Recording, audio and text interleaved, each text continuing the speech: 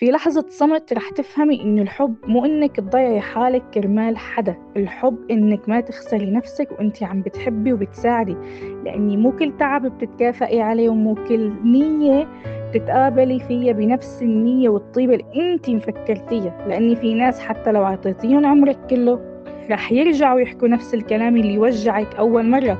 فيمكن الحل مو إنك تعطي أكتر، الحل إنك توقفي ركض شوي كرمالهم وتشوفي حالك وين من كل هالقصة. لأنك بالنهاية ما خلقتي لتعيشي حياة كلها انتظار وركض خلف حدا ومساعدة حدا.